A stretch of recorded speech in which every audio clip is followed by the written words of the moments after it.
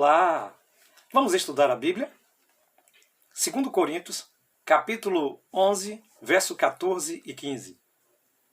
E não é de admirar, porque o próprio Satanás se disfarça em anjo de luz.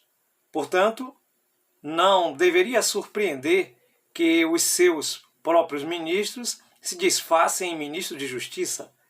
O fim deles será conforme as suas obras. Louvado seja Deus! Estamos estudando vida, morte e eternidade. O tema desta semana, enganos do tempo do fim. Bem querido, bem querida, você sabe que você pode participar conosco, então deixe aí o seu like, inscreva-se nesse canal e toque no sininho para que você receba também as notificações. Bem, estamos começando essa semana e temos um estudo fantástico com um tema muito impressionante. Enganos no tempo do fim. Vivemos em um mundo que concorre de forma fabulosa para que nós não alcancemos a paz interior, a vida eterna. E então, essa concorrência, ela insuflada, inspirada pelo inimigo de nossas almas, faz com que a gente perca a noção da verdade e seja levada por alguns erros, alguns enganos do tempo do fim. Bem, a Bíblia nos diz, Jesus nos orientou que nos últimos dias teriam então grandes sinais e que as pessoas seriam então enganadas se não estivessem atentas. Por isso, essa semana teremos a oportunidade de entender entre certo e errado, conforme nos diz a palavra de Deus, a Bíblia. E isso é importante também notar o que andam ensinando por aí, tentando desviar a mensagem bíblica, tentando desviar a visão do cristão com respeito a essa realidade. Por isso, estudaremos alguns enganos do tempo do fim, como misticismo, experiência de quase morte, reencarnação, necromancia, culto aos antepassados e outros. E esses ensinos que concorrem então com o ensino bíblico têm levado milhares de pessoas a entender de forma equivocada aquilo que Deus gostaria que ela entendesse para alcançar a salvação. Por isso, querido, por isso, querida, nos acompanhe nesse estudo desta semana. Domingo, misticismo.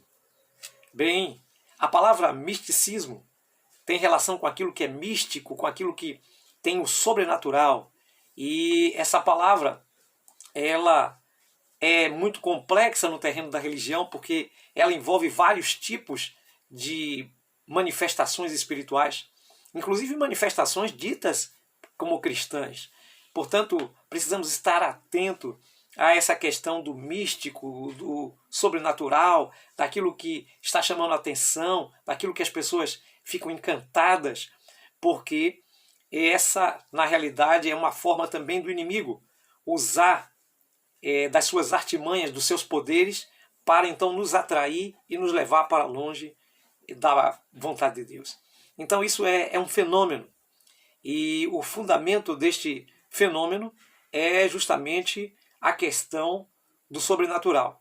E Jesus nos explicou que no tempo do fim nós estaríamos expostos a esse tipo de engano. Por isso, fique atento, fique atenta para que você então conheça melhor a verdade do Senhor.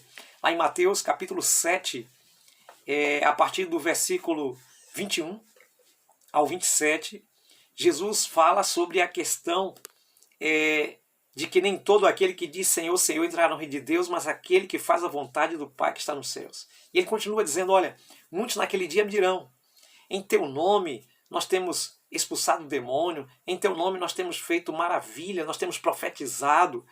E ele dirá então para essas pessoas, apartai-vos de mim, maldito, vós que praticais a iniquidade. E ele dá sequência, então explicando, e nessa explicação que Jesus dá no capítulo 7, ele fala da casa fundamentada na rocha e da casa fundamentada na areia. E a casa fundamentada na rocha é aquela casa que é símbolo do indivíduo que ouve a palavra de Deus e que pratica aquilo que Jesus ensinou. A casa fundamentada na areia é símbolo do indivíduo que ouve a palavra de Deus, mas não pratica aquilo que Jesus ensinou. Então pode haver então um grande engano e as pessoas não entenderem onde estão. não é importante simplesmente citar o nome de Jesus. Não é importante simplesmente citar a pessoa de Jesus.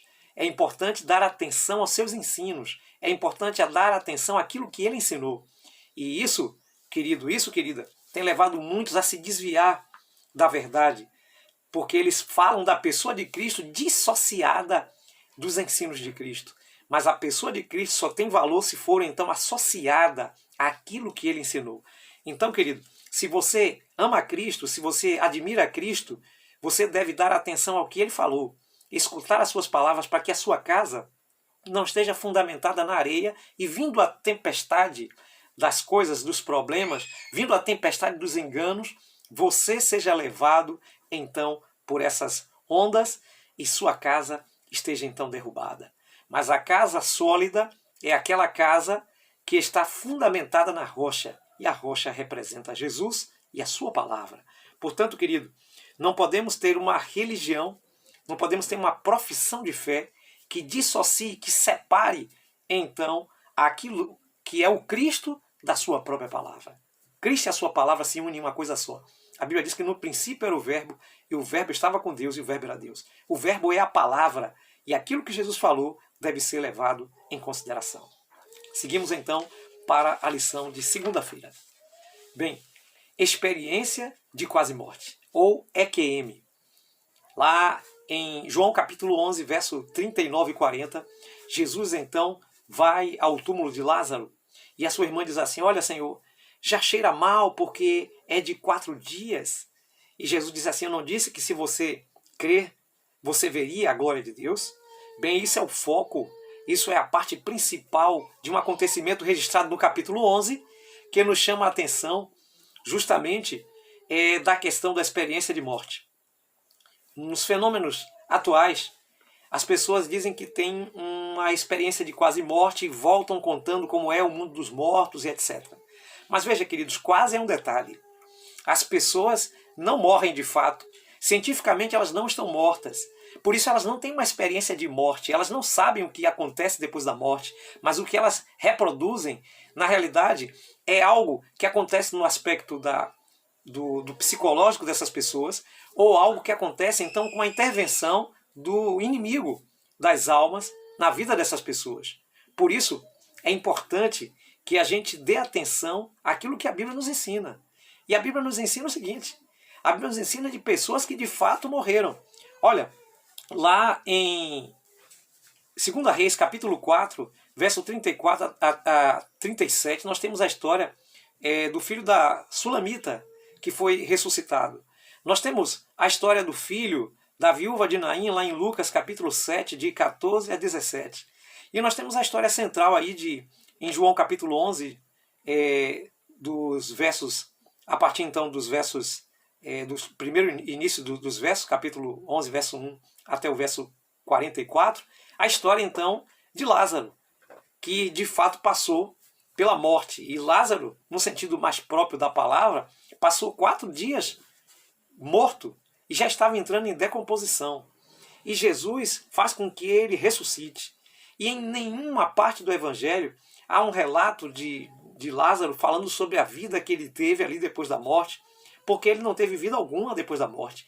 Ele morreu simplesmente e ele estava num estado inconsciente, como diz a palavra de Deus, como já estudamos aqui em Eclesiastes capítulo 9, verso 5, verso 10, que o morto não sabe de coisa alguma que se passa debaixo do sol. E então, queridos, depois de 4 dias de morto, ele foi chamado à vida, ressuscitou por aquele que é a própria vida, Jesus Cristo, e ele não conta nenhuma experiência de vida após a morte, porque essa experiência não existe. O que se dá depois da morte é o silêncio.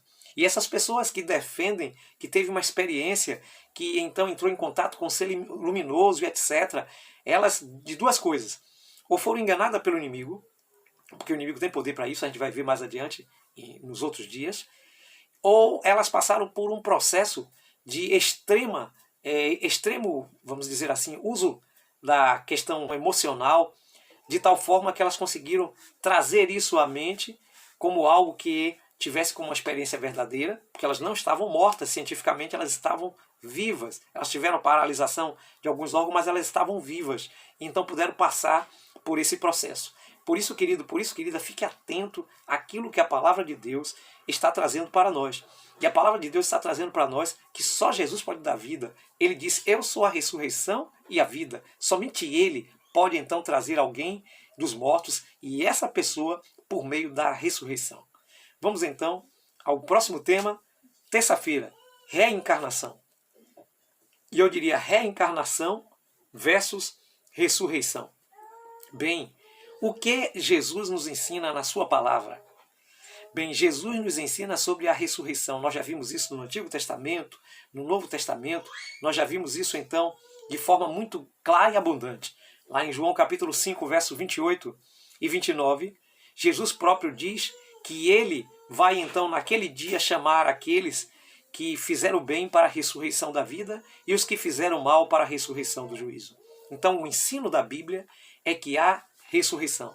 Mas existe um ensino de uma noção pagã, que nós herdamos, no caso dos gregos, que ensina justamente que a alma é imortal e ela passa por vários processos na morte, dos quais já discutimos aqui em lições anteriores. Alguns acreditam em um paraíso após a morte, outros acreditam num purgatório após a morte, outros acreditam no inferno, outros acreditam numa reencarnação. E a reencarnação seria então aquela alma, aquele espírito, voltar então em outra pessoa, ou voltar então em outra forma. Veja, queridos, existe então o conhecido espiritualidade cíclica, que as pessoas vão passando por formas de vida, sai do vegetal para o animal, do animal para o ser humano, e ali vai passando por um processo, passa para o mineral, depois então volta ciclicamente num círculo para então aquele espírito passar por uma purgação. Bem, querido, isso não é doutrina bíblica. A Bíblia não ensina isso. A Bíblia ensina que nós, seres humanos, fomos criados à imagem de Deus, mas que Deus nos deu vida limitada. Ele nos oferece a vida eterna em Jesus Cristo. Deus não permitiu que nenhum ser tivesse a vida eterna, que tivesse uma alma eterna ou imortal. Nós já vimos isso. Ezequiel 18:4 fala que a alma é mortal, a alma que pecar morre. Bem, queridos, lá em Gênesis capítulo 3:19 nos diz que Deus fechou o acesso à árvore da vida. Nenhum ser que saiu do paraíso saiu com a capacidade de imortalidade, porque Deus vedou isso para que o ser humano não fosse um ser imortal e sofredor. Veja, então as pessoas que desconhecem a palavra de Deus, elas acabam desenvolvendo doutrina, desenvolvendo coisas que não são fundamentais e levam muita gente ao engano. E a encarnação é contrária à ressurreição. As pessoas não reencarnam, as pessoas não voltam em outros corpos, mas as pessoas esperam literalmente no silêncio amanhã do dia da ressurreição, porque somente com a ressurreição, somente com a palavra de Deus que os criou, aquelas pessoas vão tornar a vir a vida e então participar do juízo final para a vida eterna ou para a morte eterna. E é importante, queridos, relembrar aquilo que já estudamos durante todo esse período. E uma das coisas que já estudamos está lá em Hebreus capítulo 9, verso 28, que é o homem está ordenado morrer apenas uma vez e vindo o juízo. É também notório que a gente entenda a concepção de alma que já batemos aqui. A alma é o resultado do pó da terra, mas o fôlego da vida. A alma é a pessoa toda, é o ser todo. E as pessoas precisam entender isso. E quando então Deus tira o centelha de vida dessa pessoa, a pessoa morre e fica num estado de inconsciência, até que o Criador volte a chamá-la na manhã da primeira ressurreição. Temos motivos de sobra para negar a reencarnação, porque a reencarnação ela vai em desacordo com aquilo que a Bíblia prega. Prega contra a mortalidade da alma. A reencarnação prega contra a ressurreição do corpo, coisa que a Bíblia defende veementemente. A reencarnação rejeita a doutrina da salvação pela graça e então apresenta que as pessoas salvam-se pelos seus méritos, por suas obras. A reencarnação, ela também tira da pessoa a possibilidade da fé em Cristo Jesus e a reverência também sobre essa questão da salvação em Cristo. E também chama a atenção que a reencarnação, ela descarta a relevância da volta de Jesus, porque se as pessoas já passam para um plano de vida depois, para que então Jesus voltar? Então a reencarnação é algo completamente contrário a que a palavra de Deus nos ensina sobre a vida. A vida está em Jesus e essa vida é dada para nós de forma emprestada e ela só reage em nossa vida novamente depois da morte por meio da sua palavra, por meio da ressurreição. Então vamos agora então para o próximo tema, o tema de quarta-feira, necromancia e culto aos ancestrais. Bem, lá em Deuteronômio capítulo 18, de 9 a 14, Deus então dá umas orientações para o povo de Deus e ele diz que no meio do povo dele não haveria de forma alguma aquele que praticasse de feitiçaria, encantamento, que praticasse então de consulta aos mortos, necromancia e etc. Deus deixa bem claro lá em Deuteronômio capítulo 18, de 9 a 14, que no meio do povo de Deus não existiria tais coisas, porque tais coisas são abomináveis. E a palavra de Deus diz em Apocalipse que nenhum abominável entrará no reino de Deus. Mas o que é abominável? Abominável significa algo nojento, algo que a natureza de Deus não aceita, algo que é completamente contrário aos princípios ensinados por Deus. Então, querido, quando você se deixa levar pela questão de culto aos mortos, saiba que você está fazendo algo que é contrário à vontade de Deus. Quando você, então, consulta os mortos, você está fazendo algo que é contrário à vontade de Deus. Quando você, então, chama por um antepassado, está fazendo algo que é contrário à natureza de Deus. E Deus nos chama a atenção. O profeta Isaías diz assim, olha, quando disserem a vocês, consultemos os médios e os adivinhos, e aqueles que sussurram e murmuram, será que o povo de Deus não deverá consultar o seu Deus? A favor dos vivos, consultar-se-ão os mortos? Aí então Isaías diz, a lei e o testemunho, se eles não falarem dessa maneira, jamais haverá amanhecer para eles. Sabe o que Isaías está dizendo? No capítulo 8, versos 19 e 20, que essas pessoas estão fazendo uma consulta equivocada, que estão sendo enganadas pelo espírito dos últimos tempos. E que se eles não se arrependerem disso e consultarem o verdadeiro Deus, jamais haverá uma luz, jamais haverá amanhecer para eles, jamais haverá salvação para eles. É isso que o profeta está chamando a atenção. Tudo isso são enganos dos últimos tempos que então vêm sobre nós, e se não tivermos conhecimento da palavra de Deus, seremos levados a considerar o sobrenatural, o misterioso, como algo que é fantástico e que pode então neutralizar aquilo que precisamos aprender da verdade divina. Fique alerta, fique então prestando atenção, que você tem muito a crescer no estudo da palavra do Senhor. Bem, vamos para a quinta-feira. Personificações e outras aparições. Lá em 2 Coríntios capítulo 11, verso 14 e 15 diz assim, não é de admirar, né, que as pessoas sejam enganadas pelas transformações, não é de admirar porque o próprio Satanás se transforma em anjo de luz. E não é de admirar que os seus ministros também possam então fazer isso. E o fim dele será levar as pessoas para a perdição. Por isso, querido, querida, fique ligado na palavra de Deus. 2 Coríntios capítulo 11, versos 14 e 15, está chamando a atenção. O inimigo, ele pode assumir uma forma de anjo de luz, e aparecer para você e te enganar. Você não sabe, você não conhece, você não tem experiência com a palavra de Deus, e você pode achar que aquilo ali é alguém de Deus, é alguém da parte de Deus. O inimigo, ele pode assumir uma personificação de uma pessoa que já morreu. Isso aconteceu na Bíblia. A Bíblia nos diz que Saul foi consultar uma médium que lhe fez chamar Samuel. Então Satanás se disfarçou de Samuel e falou muitas coisas e agravou mais a situação de Saul, que já estava então um homem que havia sido rejeitado pelo Senhor. E bem, queridos, e a pessoa que não tem o Espírito Santo de Deus, ela não tem discernimento para entender isso, para entender que está sendo enganada. E sobre aquela aparição, que é algo inquestionável, porque vai aparecer algo para você, você vai ficar assustado e vai dizer, isso não é deste mundo, não é mesmo, mas também não é de Deus.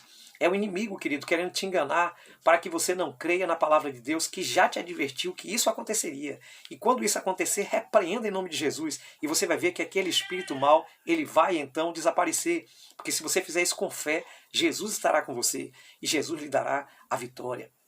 Por isso, queridos, não se baseie, não se fundamente, não fundamente a sua fé em personificações, em aparições, em coisas fantásticas, sobrenaturais. Não fundamente sua fé nisso. Fundamente sua fé no conhecimento da palavra de Deus, porque o inimigo é capaz, então, de fazer determinados enganos. Por isso, temos que levar em conta aquilo que a Bíblia nos ensina. Então a Bíblia nos ensina que homens de Deus foram enganados. Saul, o rei de Israel, ungido por Deus, foi enganado pela médium. E você também pode ser enganado se você não levar em consideração a palavra de Deus. Por isso é necessário, querido, que você se fundamente na palavra. É necessário que você leve em consideração aquilo que está escrito na Bíblia.